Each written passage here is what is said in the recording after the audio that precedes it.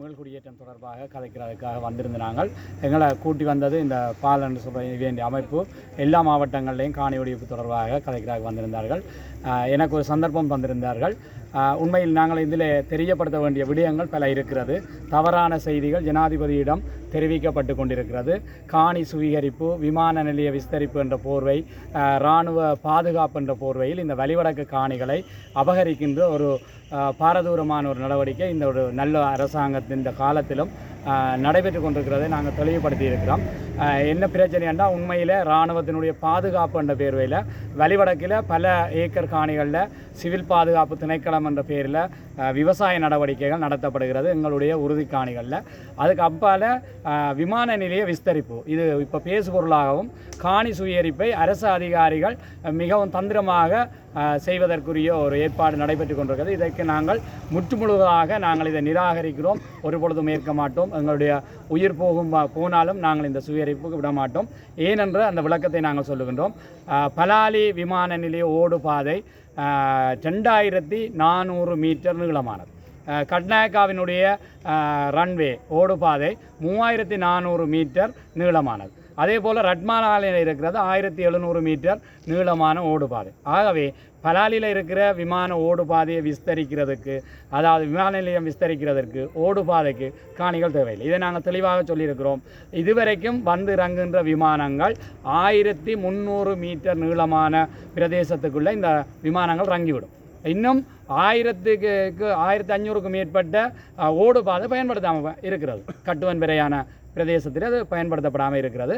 ஆகவே இது ஒரு சாட்டுப்போக்கு சொல்லி இராணுவ தளபதிகள் இந்த அரசு அதிகாரிகளை வைத்து இந்த பிரதேசங்களை விடுவிக்காமல் காலத்தை இழுத்தடிக்கிறதுக்கு சொல்லுகின்ற நடவடிக்கை அது வருத்தத்துக்குரியது. கடந்த டிசிசி மீட்டிங்குக்கு நாங்கள் வந்திருந்த நாங்கள் ஜனாதிபதியோடு நேரடியாக எங்களுடைய பிரச்சனைகளை சொல்வதற்கு. ஆனால் அங்கே தவறான தகவல்கள் ஜனாதிபதிக்கு கொடுக்கப்பட்டிருக்கிறது. எங்களுடைய மாவட்டத்தில் 1502 குடும்பங்கள் மட்டும்தான் மீள்குடியேற இருக்கிறது. இது மிக தவறான ஒரு செய்தியை கௌரவ இந்த நாட்டினுடைய ஜனாதிபதிக்கு இவ்வாறான தகவல்கள் பொய்யானது போய் சேரப்படுகிறது.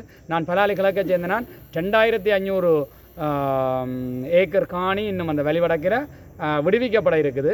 எங்களுடைய பலாலி கிழக்கிலேயே 2500க்கும் மேற்பட்ட குடும்பங்கள் இருக்கிறது.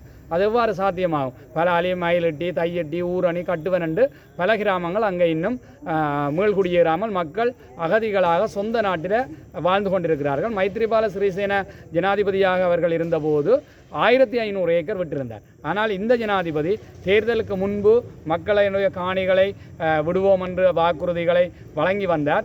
கடந்த தேர்தலுக்கு முன்பு வசாவலான் பாடசாலையிலிருந்து வசாவலான் சந்தி வரையான ஒரு 3/4 கிலோமீட்டர் வீதியை தான் விட்டிருந்தார். 2 பகுதி காணிகளும் விடவில்லை. குறிப்பாக நல்ல உதாரணத்தோடு சொன்னால் இராணுவ ஹாஸ்பிட்டல், மிலிட்ரி ஹாஸ்பிட்டல் என்று சொல்லி வசாவலான் சந்தியில் விட்டதுக்கு முன்னுக்கு இருக்குது கிழக்கு பகுதியில். நான் நினைக்கிறேன் ஒரு 1/2 ஏக்கர் காணியில் இருக்கிற ஹாஸ்பிட்டலுக்கு பின்னுக்கு ஒரு நான் நினைக்கிறேன் 5-6 ஏக்கருக்கு மேலே சும்மாக கையகப்படுத்தப்பட்டு வச்சிருக்கிறேன். இதே போல் இந்த பலாலி வீதி வசாவலானிலிருந்து பலாலி டீ சந்தி செல்லுகிற 3.5 கிலோமீட்டர் 2.5 கிலோமீட்டர் தூரம் இருக்கிற அந்த வீதி விட்டால்தான் பலாலி கிழக்கில் விட்டதும் விடுபட இருக்கிற பகுதிகளுக்கு செல்லுகின்ற பிரதான வீதி. 2 இராணுவ முகாம் இருக்கிறது. அது இராணுவ முகாம் இல்லை.